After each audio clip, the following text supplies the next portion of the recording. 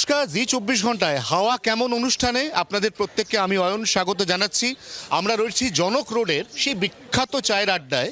এই চায়ের আড্ডাতে সমাজের সর্বস্তরে সর্ববয়সের মানুষ তারা সকালে বসেন, তারা চা খান, টিফিন করেন। এক বা দু দফায় পশ্চিমবঙ্গের মতো এত বড় রাজ্যে একটা বিধানসভার ভোট করা পসিবল, আপনার কি মনে হয়?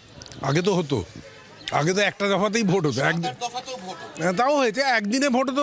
কোনদিন কবে কি ভোট করা যায় এমনি ইচ্ছে থাকলে? দেখুন, সেটা তো সরকার বলতে পারবে, পুলিশ বলতে পারবে, আমরা কি বলবার?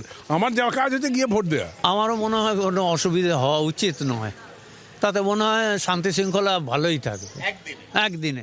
বাহিনী সাপ্লাইয়ের তো একটা লিমিট থাকে, কারণ এই পয়সাটা আমি যতদূর জানি স্টেট গভর্নমেন্ট দেয়, তাই তো? তো এত পয়সাটা তো আপনার আমার ট্যাক্স, আমি ওটাতে যাচ্ছি না। অত বাহিনী তো সরকারের পক্ষে আনা সম্ভব নয়। তো একদিন financially and logistically not possible. এত লোক পুলিশকে রাখা বা সিকিউরিটিকে রাখা পক্ষে একটু বেশি বেশি ব্যাপার হয়ে যাচ্ছে।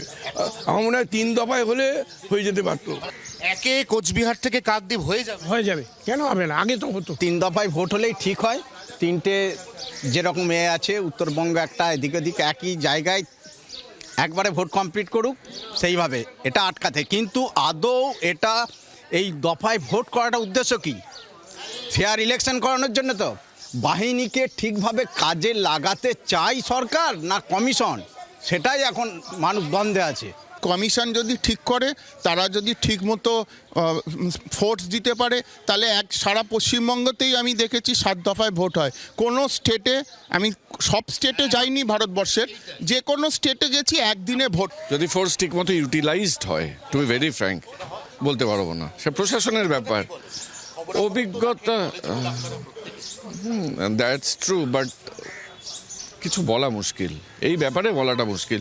ভোট শেষ হচ্ছে না, ভোট চলেই যাচ্ছে, চলছে, কিন্তু কি মাসে ভোট শুরু হলো, এপ্রিল পেরিয়ে গেল, মে পেরিয়ে গেল, ভোট শাসন তো ওটা ঠিক করবে এবং ঠিকঠাক তোমার লোকজন দিয়ে ভোট করানোটাও সেটা প্রশাসনের হাতেই।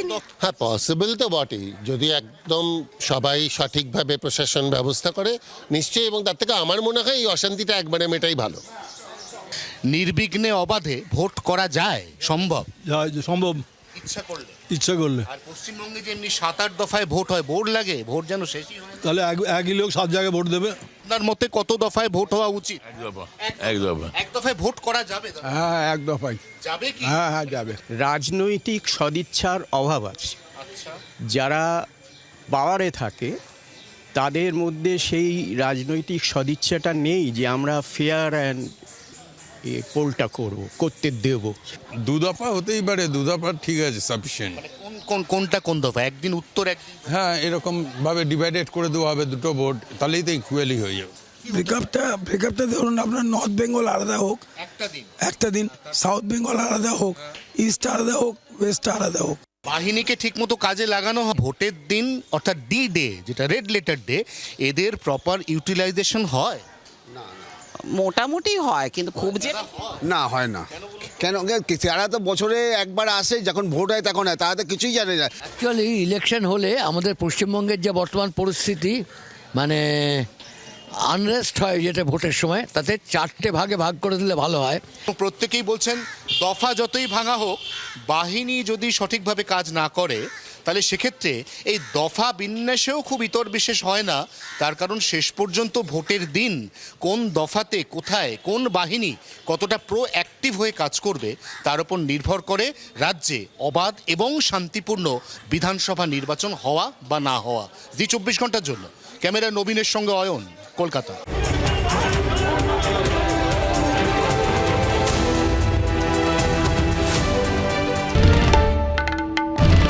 বাংলার আওয়াজ, বাঙালির আবেগ, জি 24 ঘন্টা।